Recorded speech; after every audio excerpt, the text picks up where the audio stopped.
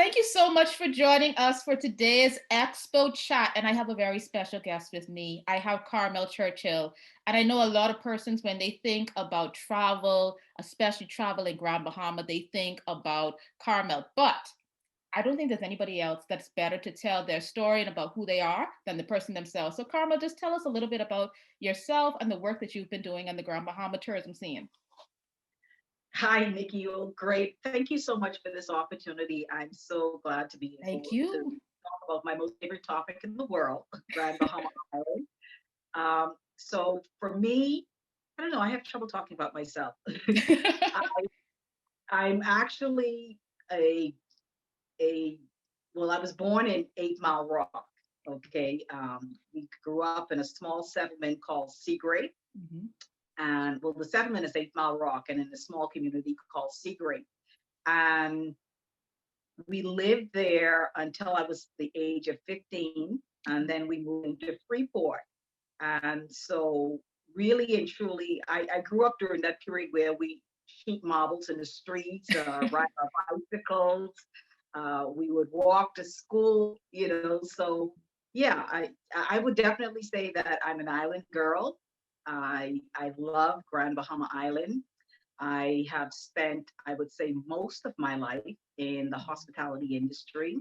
Both of my parents, Hadley Forbes and Violet Musgrove Forbes, Mhm. now Henfield, both of them worked in the hospitality industry. My father in the transportation business, and my mother, she worked as a guest services director for a number of the tour operations that came from Canada. Mhm. And so I would say that my passion for tourism really came through seeing the joy they brought to the faces of visitors to the island back then. Many of those visitors would have come and visit our home while I was growing up. And so, just to see them and connect with them, um, I guess I enjoyed seeing the happiness that it brought to others, particularly when we shared our story of our family with them. So, yeah, I would say that for the last almost 30 years of my life, probably 30, the last 30 years of my life, I have spent working with through various positions with Grand Bahama, from the attractions industry to the hotel. Now I'm actually a co-owner of a hospitality company called Doncar Hospitality Management, which is owned by myself and my husband. Our company specializes in management and consulting services for particularly small hotels, medium-sized businesses that cater to the hospitality industry, and it also includes some real estate as well. Um, I my the best time of my career I spent working for the Garden of the Groves. Mhm. I really loved working there. I was the general manager there for almost 6 years. I always tell people Francis and Jean stole my job because it was the hurricanes of Francis and Jean that job ended for me. However, I really loved working there because it was a 12-acre botanical garden, so we got to conduct tours for visitors that came to the island, but also too we did a number of destination weddings, and then we also did some conservation. We did certain things that gave back to the environment, and so I left every day with a feeling that I gave back and really contributed to, Grand Bahama Island and to overall livelihood here. So yeah, I like that. And few persons might not know. When I transitioned into the front of house, you know, area of tourism and into the public relation field, Carmel was actually one of the first Oh, people that I worked with at the Alukayan, now Grand Lucayan, and she actually gave me my first site inspection overview of the property. So, Carmel, I will always be thankful for you, giving me a welcoming hand into that communications field, into the hospitality industry. So I'll always be grateful for thank you. Thank you. Yeah, there was some great days at Grand Lucayan. that.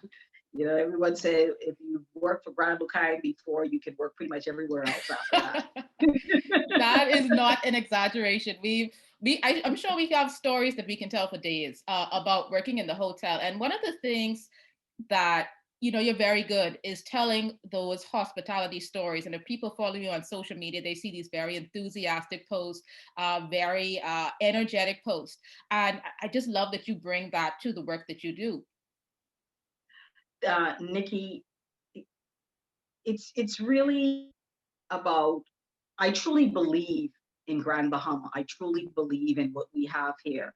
I've had the opportunity to travel to a number of islands in the Mhm, Bahamas, and each one of the islands have its own unique attributes. And I would go back and visit each one of them for various reasons. mhm, But at the end of the day, when I look at Grand Bahama, not only because it's home, but when I look at it as an overall destination in the Bahamas, you see a little bit of the Bahamas throughout Grand Bahama Island. And I truly believe like that's one of the things that really makes us unique.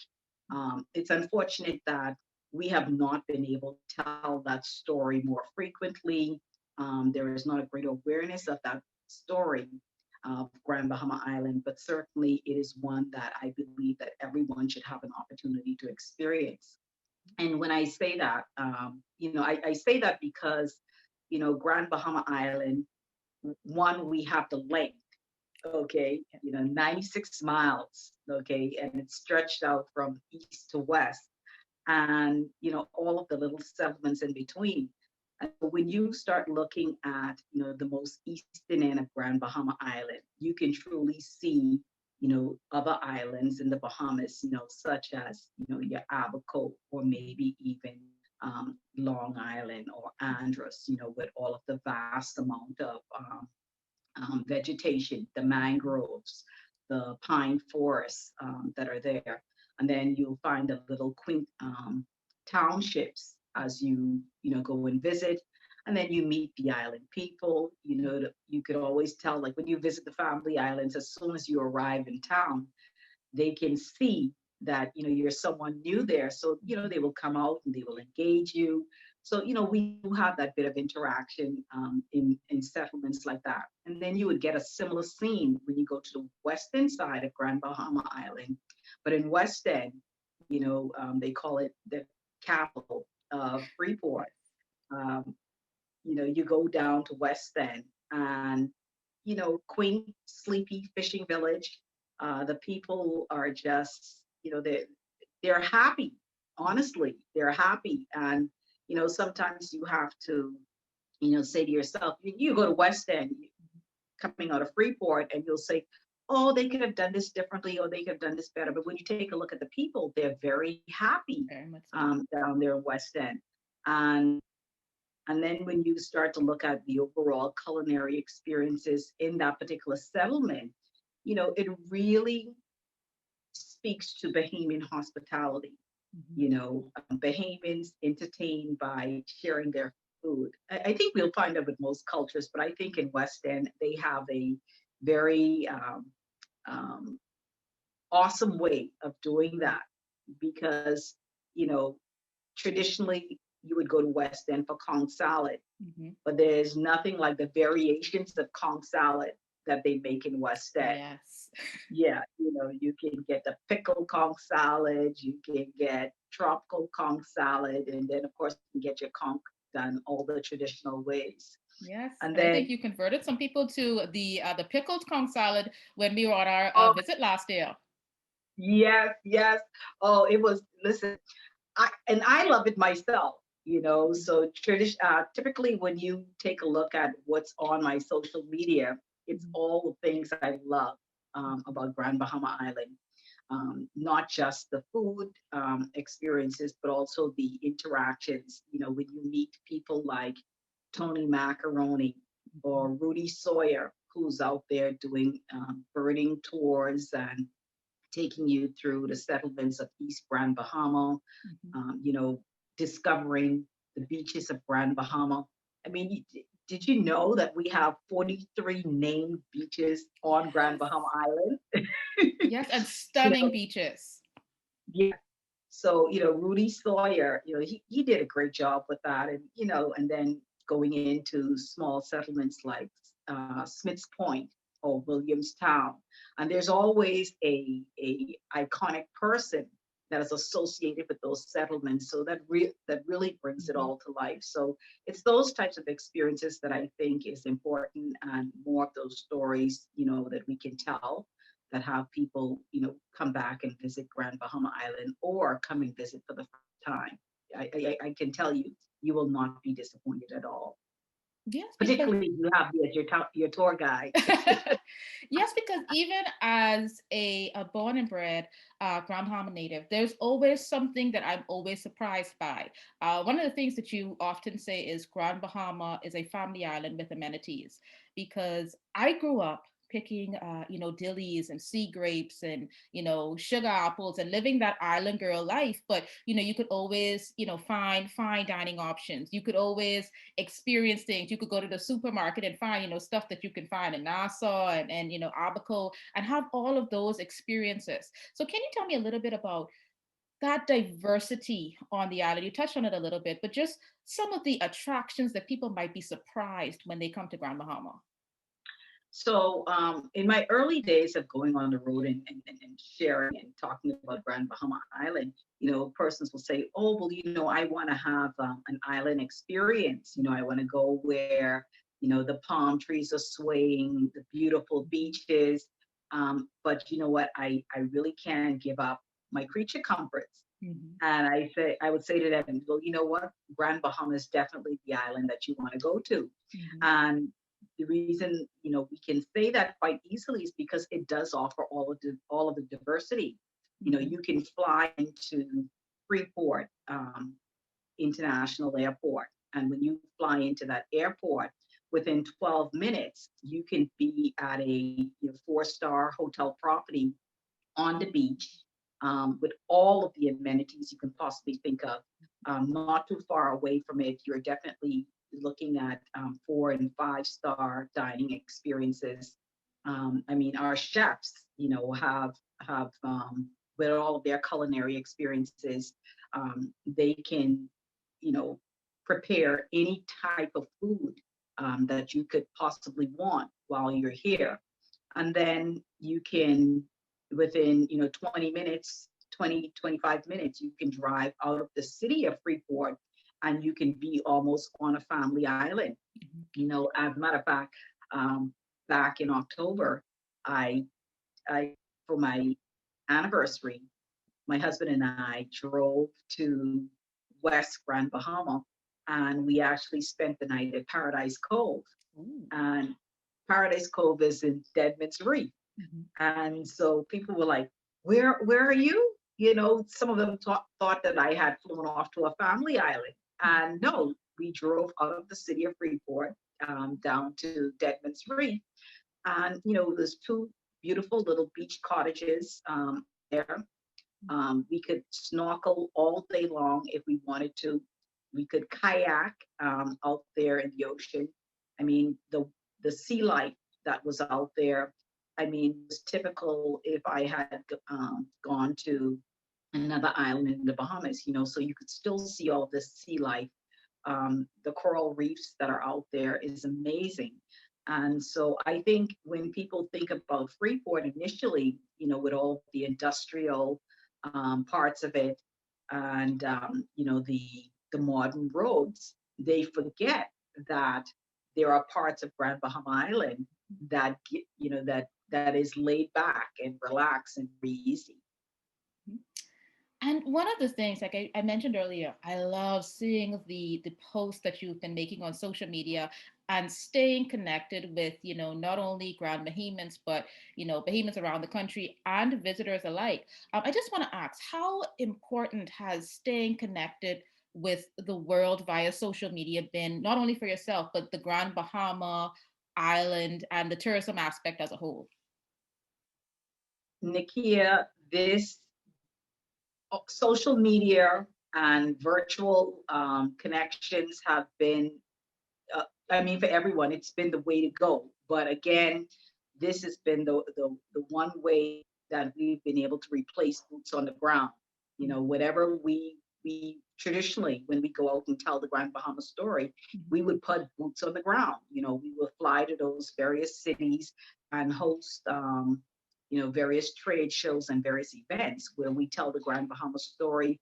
Or, you would go to events such as the um, New York Times travel show, where we would see the majority of the consumers, who would be educated about the islands of the Bahamas, and we now have an up close and personal opportunity to talk about Grand Bahama Island. Mhm. Of course, in this time of COVID, that's just not possible. And so, you have to find ways of being able to still tell the Grand Bahama story. And so, the posts on social media that you would see, where you would either go off and either do a tour of the Garden of the Groves and just document it and feed it to the audience. Or we would actually the other day we just did a cooking segment Yes. where were with the Bahamas Tourist Office in Germany, who wanted to do a cooking segment about a traditional Bahamian food, Mhm. and what we showcased was fire engine. Mhm. So again, through those types of engagements, we have an opportunity to stay connected with our audience, particularly, our second homeowners. They may not have another source of getting, up to date information about the island. So I'm connected with a great number of them. And so when they see those social media posts about what's happening on the island, they definitely start making their list of places to go and things that they want to see or to check out when they return year after year. So, yeah, social media and virtual connections are definitely, a way to stay connected to our audience and also spark new interest for the destination. And one of the things I want to shout out David Mackey and his Grand Bahama food and wine page, because I have seen so many restaurants, some that I didn't even know about. And I've noticed a sense of innovation in the Grand Bahama culinary community like I've never seen before. Can you tell me a little bit about how some of the vendors, the chefs in 2020 have been just evolving and introducing something new to the island? Well, Nakia, yes, David Mackey has done an amazing job with this group. So, of course, initially when COVID hit, everyone was, doing their quarantine cooking. And so the group initially started out, with people cooking their quarantine meals. And then all of a sudden, we started having, some of them were professional chefs. They were not cooking in their restaurants or at their place of employment anymore. They were cooking at home, and so they were now cooking these fantastic meals at home and showcasing it in the group. And then you had persons who did not cook as often or did not know how to cook. They were now learning about how to prepare these fantastic meals. And as a matter of fact, there was a competition in the group I as saw well. that. Yeah, there was a competition. And anyway, this group became like the fastest growing group on Facebook here on Grand Bahama Island. And so there's definitely a bit of camaraderie in the group, but also to everyone is very complimentary of the other's work and what they present. There's a lot of pride, but also too, what we are now seeing is a lot of innovation in terms of the meals that people cook. Also too, um, some of the restaurants have been able to evolve from being their sit down and dine experience to the curbside service, or they if it's not curbside service there, they've moved to delivery service. As a matter of fact, for me, I know COVID, this is really bad, but it's been good because I've been able to get so many different food items delivered directly to Yes. my door, from donuts to, complete meals cooked with Cornish hen and stuffing and, Mhm. everything. So definitely, I would say that what it has done, it has allowed a lot of our not only the food entrepreneurs, but other entrepreneurs to um, expand their services, gain new customers, because some of their businesses I never knew exist. And because of social media and them being in the various groups and platforms, and the fact that they could now deliver, I would say has been the greatest innovation or pivot that we've seen during this time. And we spoke a little bit about the innovation. And instead of speaking about me asking about any type of absolutes about the future of Grand Bahama, instead, I want you to tell me, or someone who has never been to Grand Bahama, or who hasn't really experienced the full Grand Bahama package, if you could give them one day on the island, what would you recommend that they do? I know I'm putting you on the spot a little bit with this one. I would say you should definitely go to the fish fry. Mhm. And I know, yes, there you have your fish fry in Nassau, but no, the fish fry at Smith's Point on Grand Bahama is definitely a must. And here's why I recommend that. Um, let's take it this way. You're going to start at about 6 o'clock in the evening, okay? And I want you to, drive into the community of Tano Beach, okay? Drive to Tano Beach, park your car, get out, and then start walking into Smith's Point, starting at Penny's, okay, which is the first fish fry stall. Yes. And you would start, making your way through all of the various vendors that are out there, and all of them are definitely cooking outside. So this is the outdoor cooking and eat and dining experience. And all of them have their what they're best at, whether it's the conch fritters or the fried fish, or some of them offer barbecue ribs. And then you will make your way to the far eastern side of Smith's Point, where you would come to places like Gully Wash. Oh, one of my And favorites. yeah, Gully Wash, where of course you will traditionally get an amazing Gully Wash cocktail. And And there, for some of our Nassau viewers, Gully Wash is also known as Sky Juice. yes, Yes. yes. And I swear, when I'm in Nassau, I order Sky Juice, okay? Or I order Click when I'm in Nassau.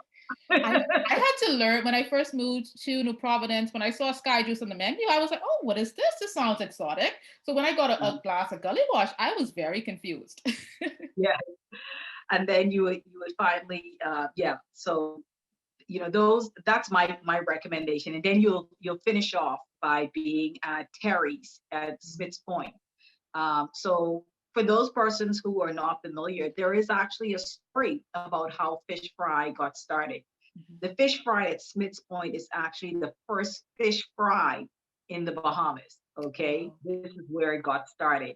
The fish fry at Smith's Point actually started as a fundraiser for the Anglican Church that is in Smith's Point. The church was actually destroyed by fire in, I think it was around 82, 83.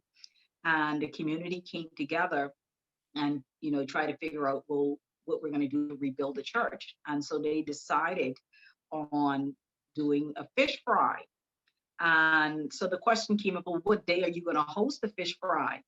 And so they tossed the idea of doing it on a Wednesday, and everyone just kind of thought about it and say, a Wednesday midweek, who's going to go out midweek to a fish fry?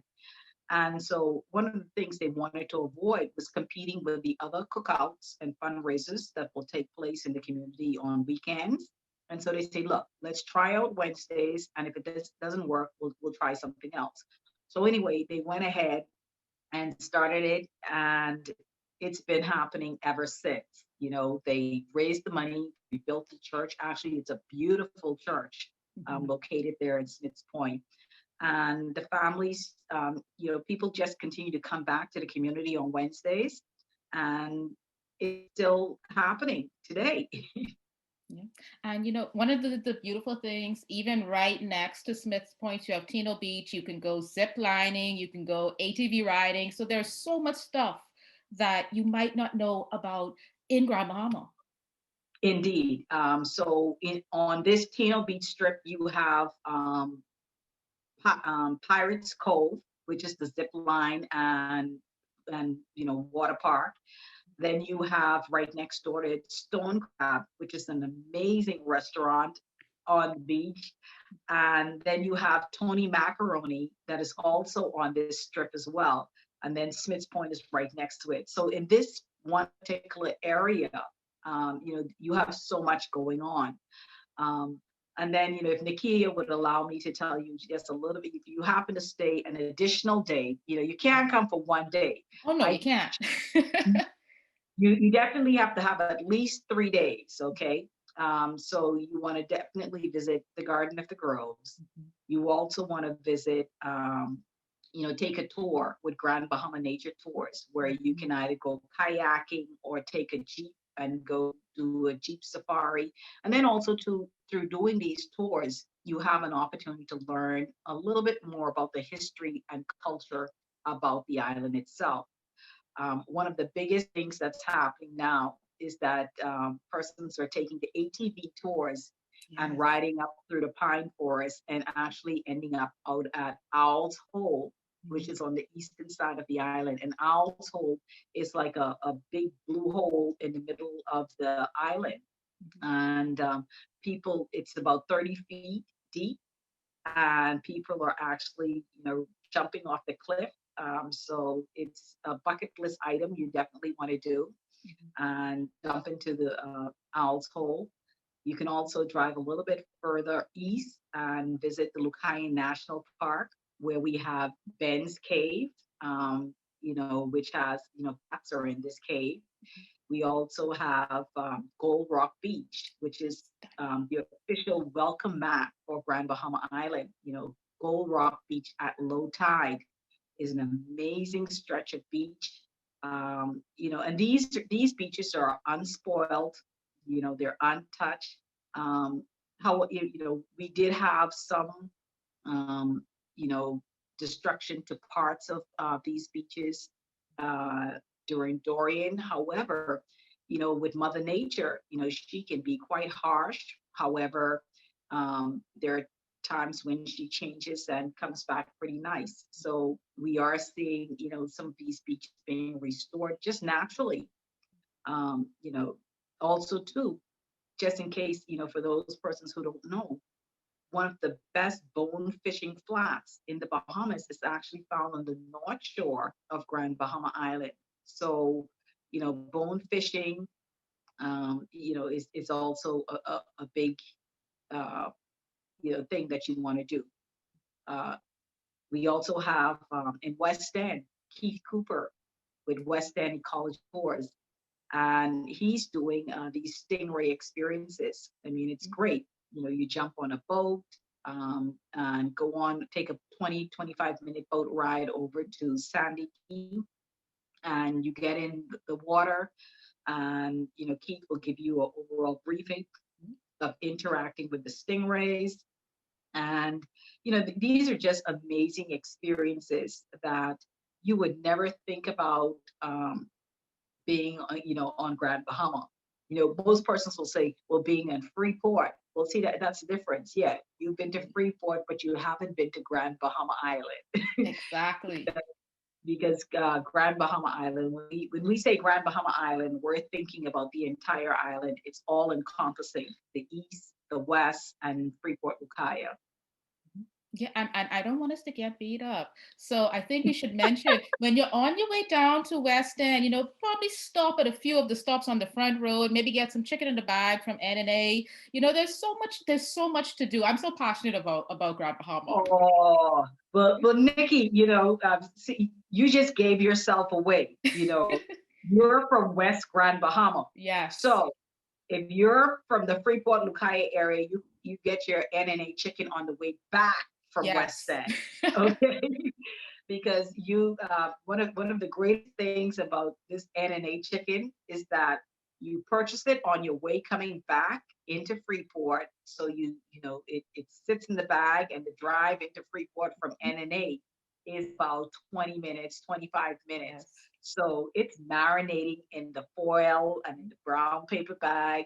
So when you get home, they say, "Okay, take your Yes. shoes off of this."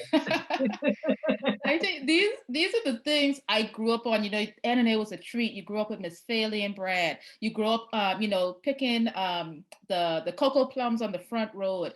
I don't think people see Or or the sea envision grapes. that. Pardon? Or the sea grapes. Yes, yes, because this is the Grand Bahama that I know and I love so much, and I don't think a lot of people realize that this is the real Grand Bahama. Mm, no, the thing is, okay, so let's take it back, Mhm. like really take it back some years. Before 1955, before the Hawksbill Creek Agreement was Mhm. signed, the population of Grand Bahama Island was just over 2,000 persons. And, those persons either resided on the far east of the island or the far western side of the island. It was only after the Hawksbill Creek Agreement was signed and the development of Freeport itself started to take place that we started to have an increase in population. So we can certainly say that the people that came to the island were traditionally from everywhere else. Yes. And so, yeah, and so you kind of you really, I guess, what was mostly touted or promoted was what was going on in Freeport. And at that time, when Freeport was developing, you really didn't get to meet the true locals unless you were at one of the hotels, where the general workers were located, and then also to the majority of the people that was in Freeport during the early 60s and 70s were expats. And so yeah, you were not getting a sense of this being a true Bahamian island, except when you went and you visited the east or the west. And actually, getting back to the hospitality industry, so my father, he actually drove a public bus, from West End into Freeport, and he would be transporting the visitors back and forth on each occasion. And so every now and then he would stop in at home in Seagrave, and he would bring the visitors to come and visit us. And sometimes they would come and they would cook meals at our houses. And what I found was that these were the relationships that were maintained over a longer period of time, or the people who came to appreciate this island. And so, what will end up happening, you would find that a lot of those visitors back then made Grand Bahama their home. Okay, they would have purchased homes in the or land in the Freeport Lucaya area. I mean, it was very inexpensive in the Freeport Lucaya area, and that's how we really interacted and evolved. And then, of course, over the years, after the Bahamas gained its independence, you had more of that change of where you saw persons who would have been living on the outskirts of the island started moving into the Freeport Lucaya area. Most of them considering it being a better way of life for them, but also too the benefits was that they were closer to their places of work as well, and the opportunity for their children to attend certain schools in the Freeport area was also a plus.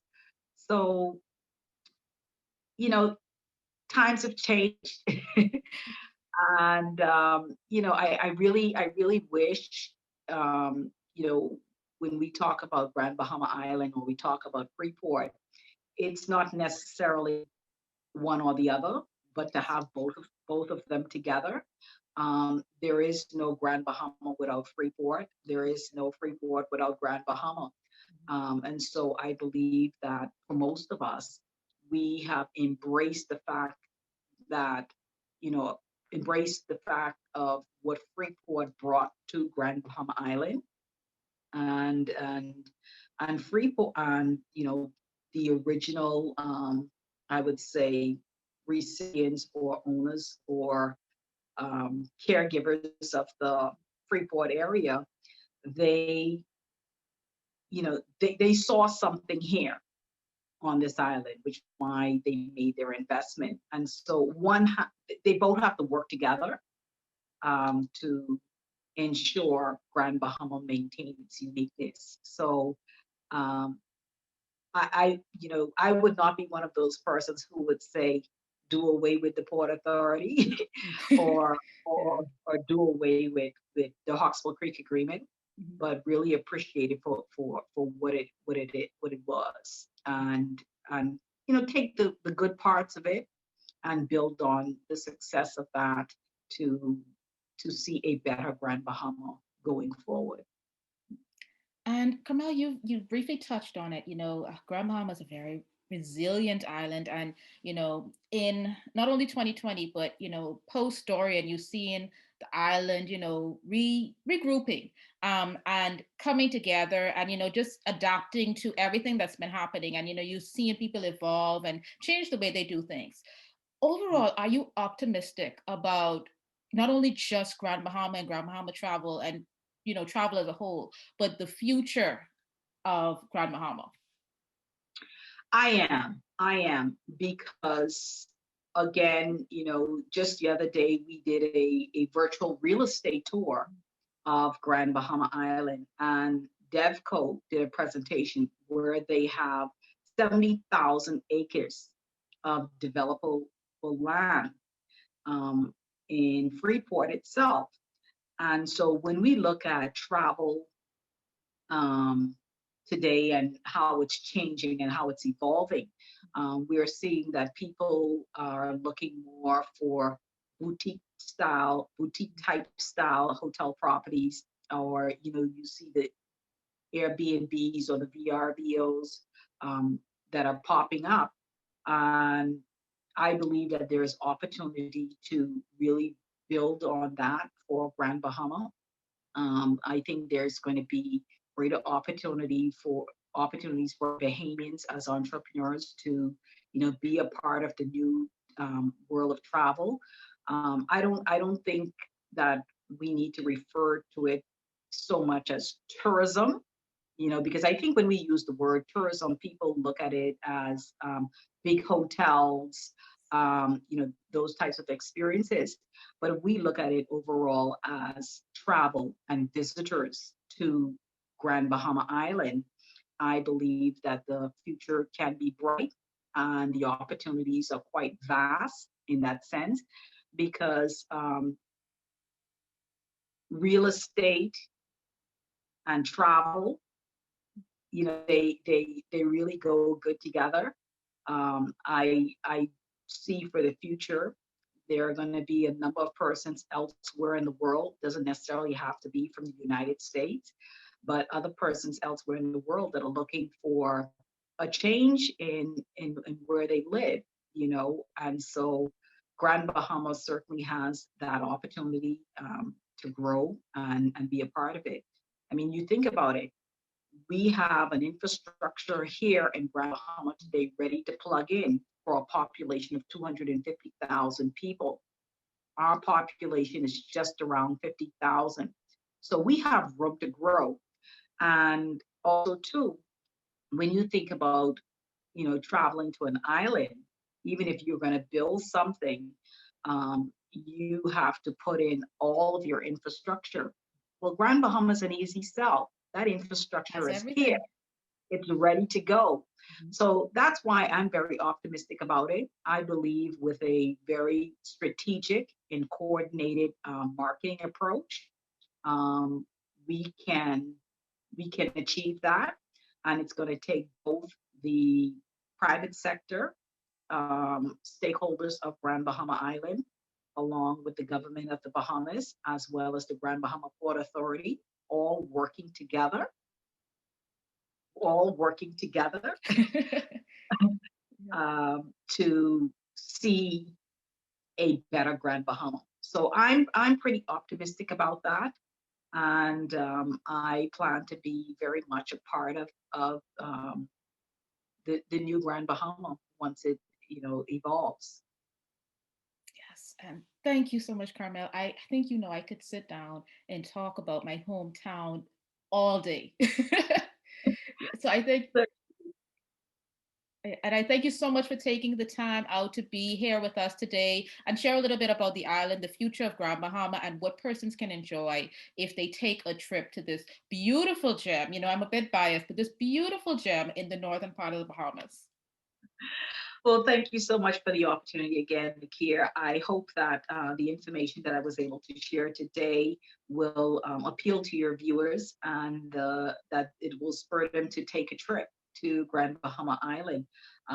Just let them know that besides myself, there are many other Grand Bahama ambassadors that are here and waiting to serve you. I can certainly act as a conduit in connecting you to a number of those persons. And so I look forward to seeing you all on Grand Bahama soon. Yes, thank you, Carmel. You're welcome, Nakia.